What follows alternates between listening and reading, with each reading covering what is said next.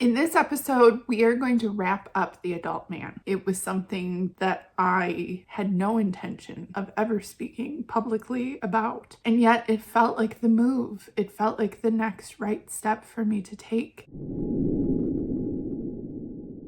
Welcome to the Plumb Podcast. I'm Rosalee. And I'm Sarah. And we are the Plumb Collective. This process has just evolved naturally. It's really unfolded organically. I want to give you a little behind the scenes of these episodes. I don't plan what I'm going to say. I don't make notes. I sit down with my camera and I push record, and then I just talk to myself. I tell my story to myself, and then I share it with all of you. It's really evolved in a way that feels comfortable to me. It just makes sense. In the first episode talking about The Adult Man, I just pushed record and said whatever was right there. That is just how my brain works and how I process. I just need to talk. I need to get the words out of my body. I just talked. In the second episode, I thought, okay, what's the worst of the worst? If I focus on the worst of the worst, maybe then I can be done with this. In the second episode, I did say the worst of the worst. I knew that day that I had forgotten some of the things that were really bad.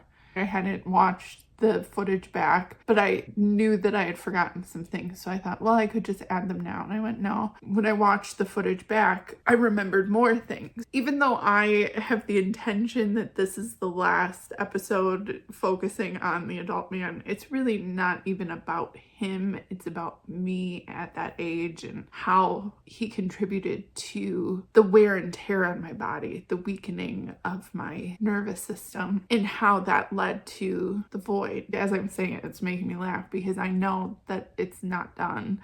I know that I'm not going to be able to finish it today in this one episode. I'm making peace with that. This is going to continue to evolve and unfold in the way that it has been. Even though for me, the way to think of it is that I'm wrapping it up. What are the loose ends? What didn't I say in the last episode? What do I want to say? Those are the questions that I have running through my head. Feeling what I feel, remembering what I remember, and speaking about it. One of the things that I remembered right away that was the worst was how the adult man used the car and driving as a way to control, to knock me off balance and dysregulate me, have me be really afraid. We went on several cross-country road trips and he predominantly did the driving. He wanted to be in control. I did the paper maps and directed us. We took my car, well, I guess that my parents bought. One of the things that he would do when we were on these road trips,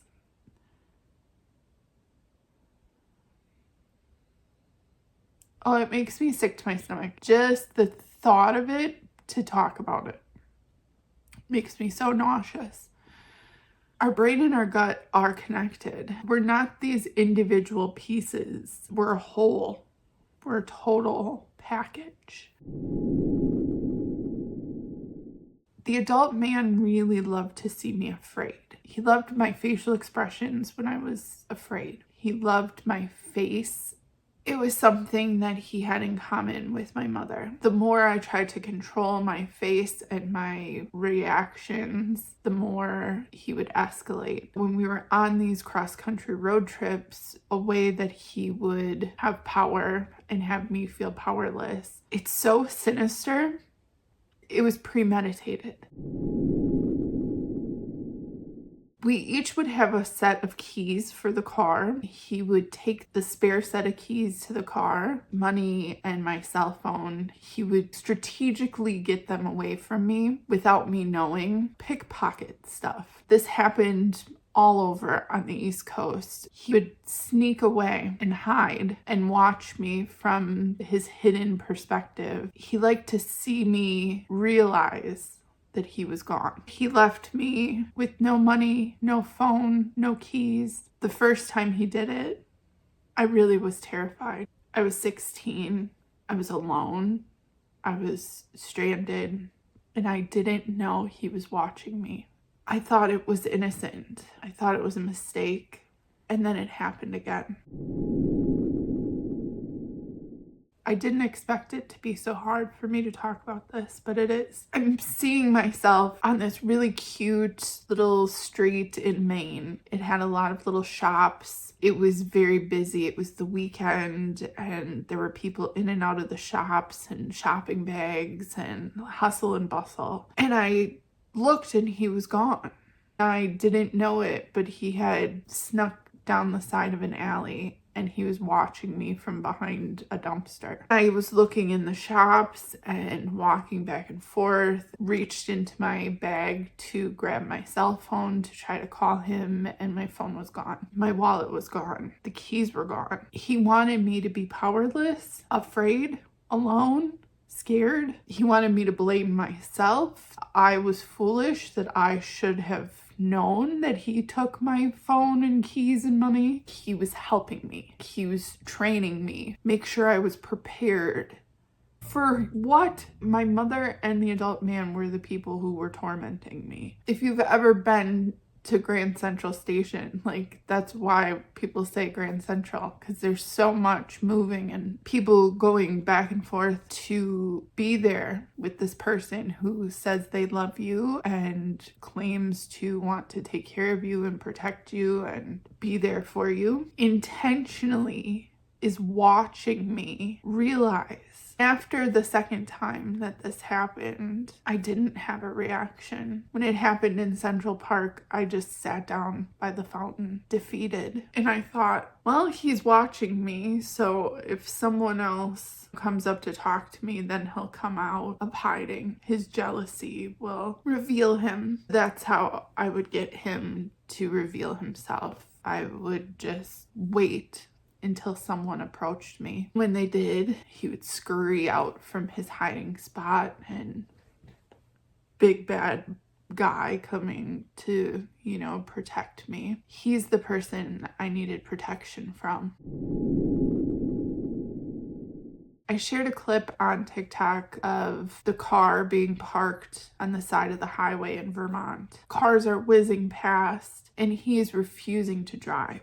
He's recording me all up in my face. He actually hits me in the face with the video camera. That was a common tactic. If we were on a road trip or if we were just going to the store, he would pull the car over on the highway and refuse to drive. He would slam on the brakes. He would go really fast. He would take the country roads really dangerously, especially at night. He used the car as a way to box me in, keep me trapped on a busy highway. And he also used the car to keep me out, stealing my keys and hiding. Even if I got back to the car, I couldn't leave him. Everything was about the adult man letting me know that he could leave me at any second and that I could never leave him. Everything that he did was psychological and twisted to that lens. I was trapped. I had to be with him. He could leave anytime he wanted to, but he was never going to. He told me that if he did want to get rid of me, where he would dispose of my body. Towards the end of our relationship, if you can call it that, he escalated and talked about it a lot, talked about his plans in detail. I told my mother about it. I told her so that if something happened, they would know. I think also hoping foolishly that she would help me, that she'd do something.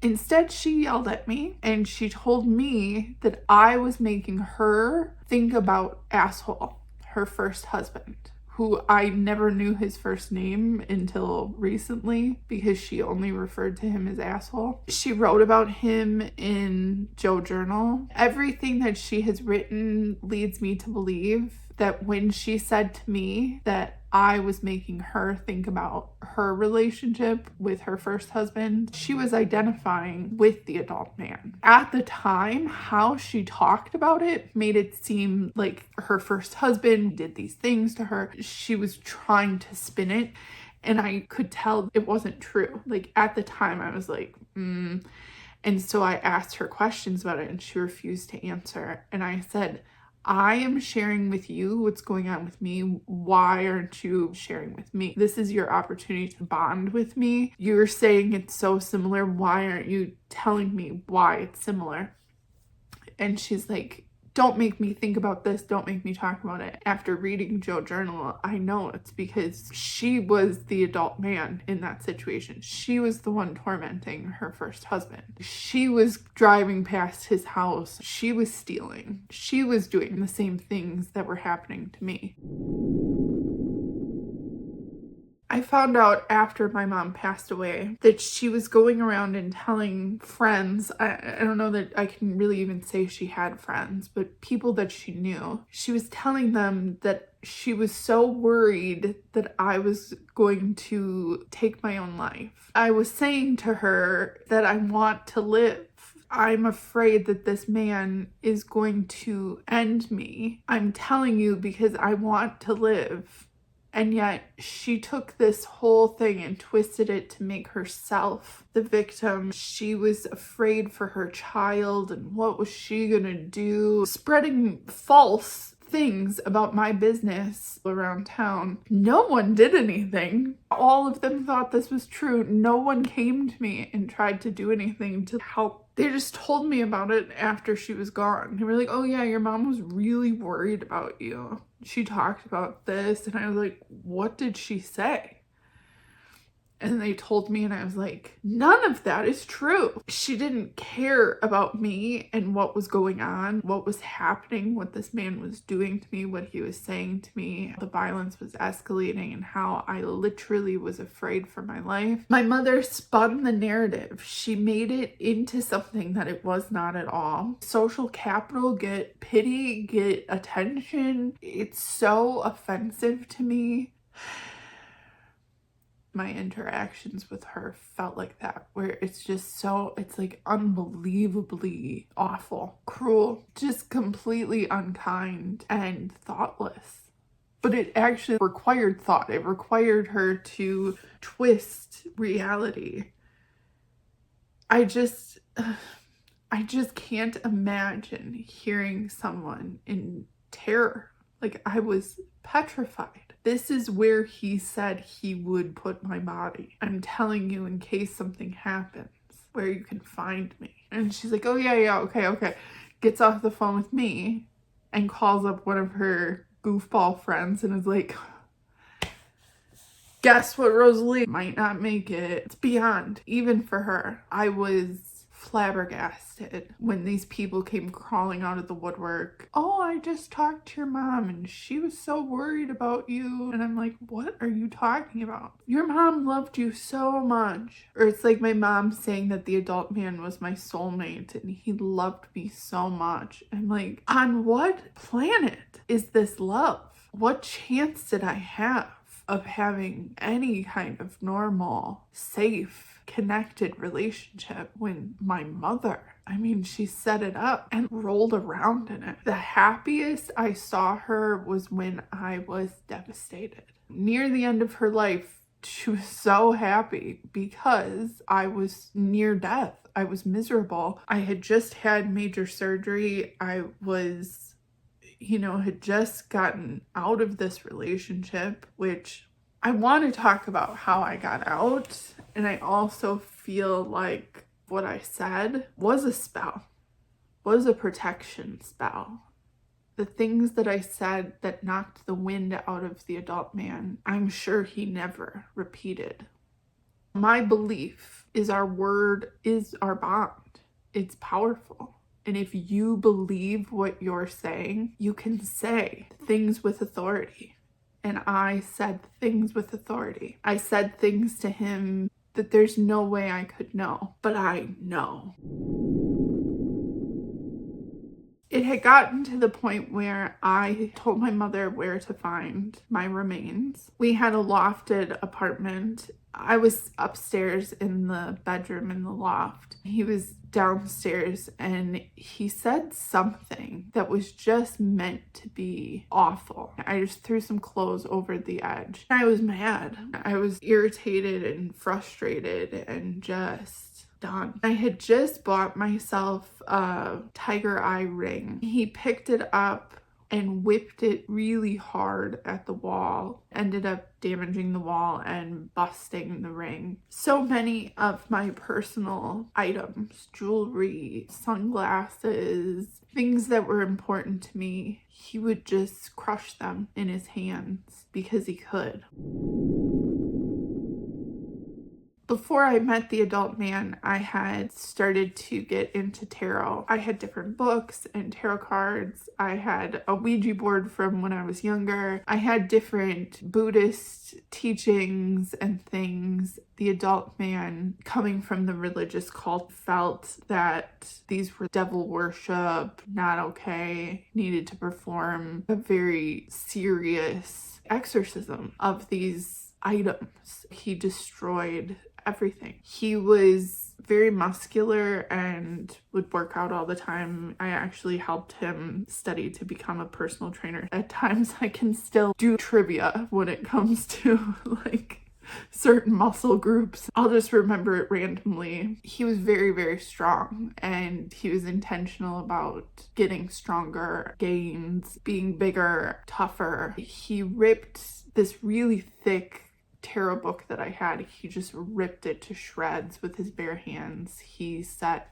the tarot cards on fire after ripping them apart. He would destroy anything, anyone that got in between us or that he felt threatened by. Physically is scary because when somebody punches a wall or sets something on fire, you know that they want to do it to you. How he would look at me while the tarot cards were on fire. He could have lit me on fire instead of the tarot cards. In the last apartment we had, the loft, there was this little counter area where we needed some stools. We were on our way to a furniture store to look at stools. It's this stretch of road that I've driven on a million times since. Every time it turns my stomach. He would become enraged all the time. So it could have been anything that would set him off. On this particular day, I am not sure what the initial thing was. He was very, very upset.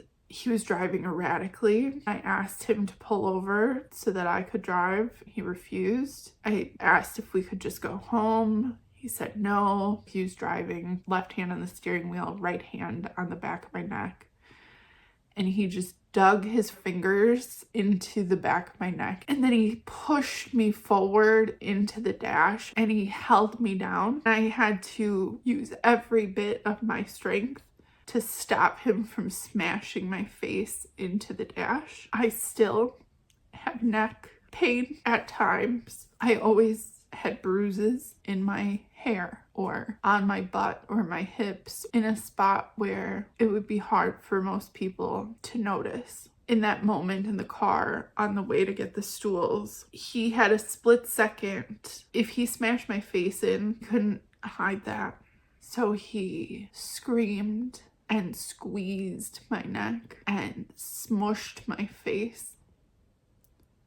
And then we got to the furniture store. Fuck.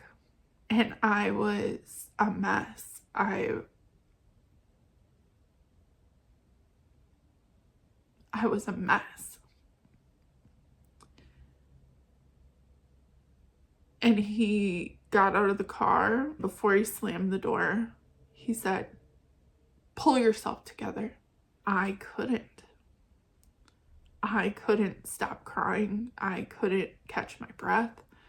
We went into the furniture store like that.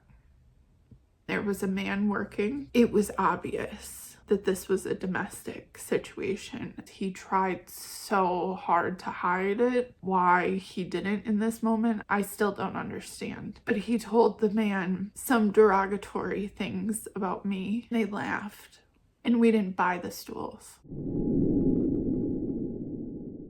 I spent a lot of time with the adult man's family. I felt really close with his siblings, and I really liked them a lot. His older brother was concerned about me and talked to me and tried to get me to leave. I told him I couldn't get away. His sister also did hair. We had that in common. I wanted more for her, and I wanted more for me.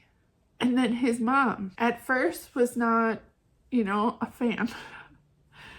She put pictures of us in frames and had them around her house. She accepted me and treated me like I was a part of her family. Near the end, she saw how I was deteriorating and she sat me down, just the two of us. And I go back and forth on, she was trying to, not let all of her hard work of indoctrination of her son go to waste and have him, be with this wild person,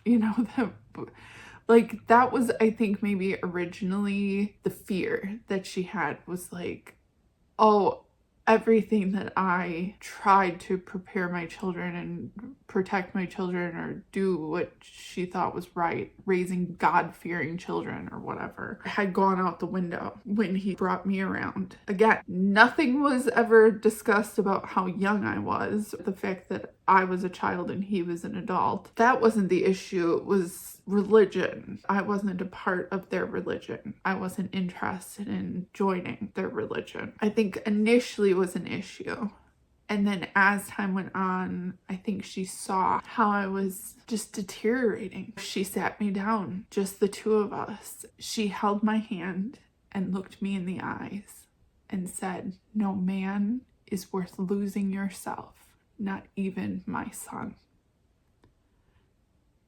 And I had tears in my eyes and I said, "I can't get away from him. He won't let me leave." Her face when she said, "not even my son," I knew she knew what he had been doing. She put it on me. I was used to that. I was used to everyone blaming me, making me responsible for something that doesn't make any sense. That's why I'm so insistent on saying I was a child and he was an adult man. I was in high school. He moved to my hometown because I was in high school. He wanted to see me every day, to sleep in the bed with me. Because I was in high school, he had to move. I'm saying it like that because that's how plainly it was. Well, of course an adult man would sleep in a twin bed in my childhood home while I'm in high school.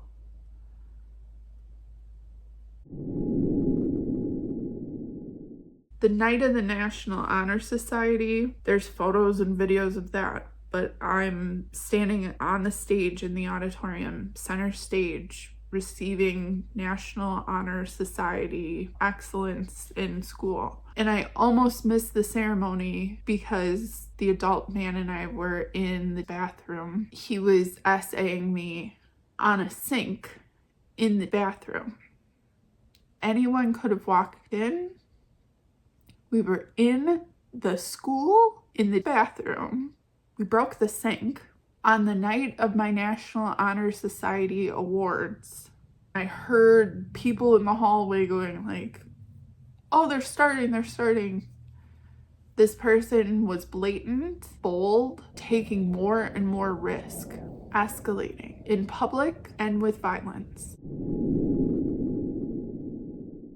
The beginning of the end, I was very sick, tortured and tormented my entire life. I was being filmed. I was having psychological warfare. I was being woken up in the middle of the night, not allowed to sleep. My food was restricted. Extreme workout programs. He was trying to control every area of my life. I was misdiagnosed. I was going through some pretty severe IBD related things. Ultimately, my diagnosis was ulcerative colitis. I've had countless surgeries. At this point, I had not had any surgery yet. I was trying to manage my symptoms with medication, but the medications that I was on steroids and I was also on some sulfonamides. The medication that I was taking ended up causing pancreatitis. I was hospitalized for pancreatitis. It was incredibly painful and scary. It was the first hospitalization in relation to my digestive health. The adult man was so unbelievably cruel. We lived together. We had a cat. There were things that he needed to take care of just in the home, and he was complaining about it, that I was in the hospital too long. While I was in the hospital bed, hooked up to IVs, he was trying to get me to do different things. Doctors and nurses were coming in and out. It protected me from him in the hospital, but he was trying. There was one medical student, a man who was older than me but closer in age to me. I don't remember his name. I couldn't pick him out in a lineup, but I have had different strangers be there in the moment and say something or do something that shifted everything for me. This person, inappropriate, a lot of inappropriate behavior by medical professionals, but he crawled in the bed with me, stroked my hair, and said, if I was your boyfriend, I wouldn't be treating you like this. You deserve so much more. I wish things were different, and I wish I could take care of you. Again, inappropriate should never have happened, but no one was being gentle or kind or sweet with me. Everyone was being really hard on me and saying like, oh, it's not that bad, kind of milking this, whatever. And I'm like, I am in the hospital and it's really painful. I had a reaction to the medication I was taking. I'm trying to do the right thing to make myself feel better, and it ended up making me feel a lot worse. And then to be like blamed for that. So to have somebody be gentle and sweet, even though inappropriate, it just had me go, yeah, why is the adult man? Like, why is he being so hard on me? He's like not being kind to me at all. This is terrible, and I shouldn't be dealing with this. This is hard enough and he's making it so much harder. When I got out of the hospital, the apartment that we had, the laundry was in the basement, and I wasn't supposed to lift heavy things, and he wanted me to carry the laundry basket down to the basement with the laundry detergent and do the laundry with him. I just got out of the hospital. Can you just do it? And he said, I want you as my girlfriend, but I don't want a girlfriend right now. And I just was like, what?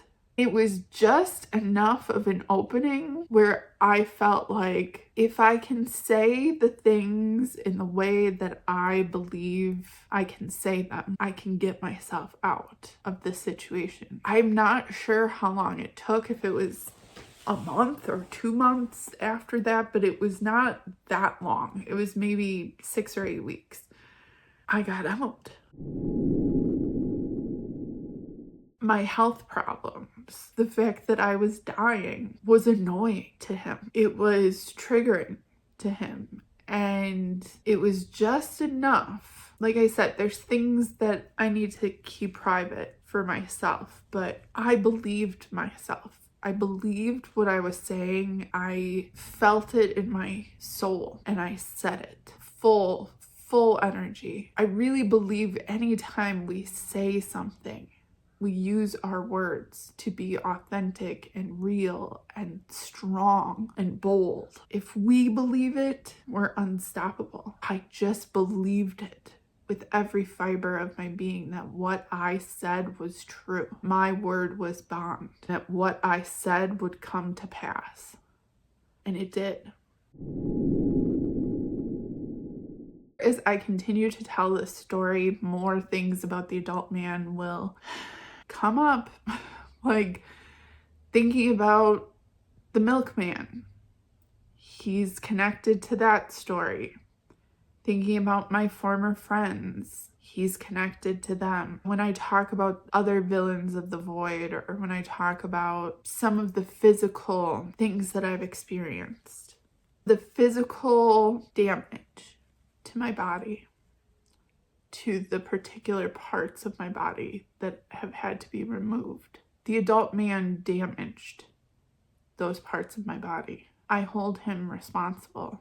I hold my mother and the adult man so responsible for the wear and tear on my body, for the chronic pain and complications that I experience to this day. There's a direct line back to the adult man. I wish I would have never met him. I wish he wasn't a part of my story.